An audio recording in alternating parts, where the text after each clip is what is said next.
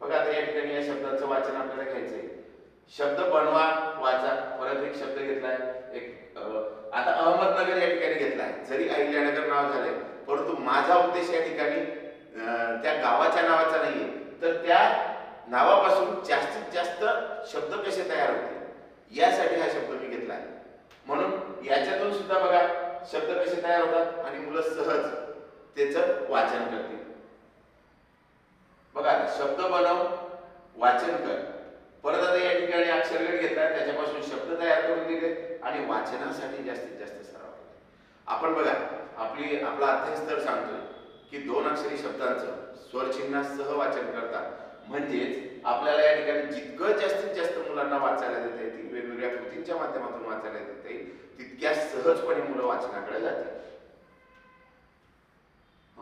आता या ठिकाणी मी एक शब्दभाग दिली.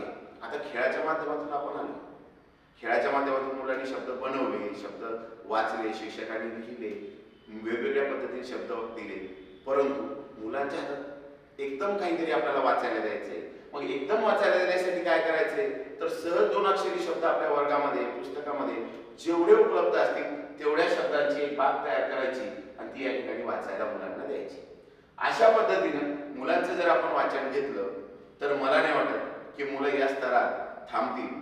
या स्तराची जी प्रभुत्व पातळी आपली ती सहज गाठण्यास मदत होईल आणि जो पुढचा स्तर आहे तिकडे जाण्यासाठी मुलं सहज तयार होतील.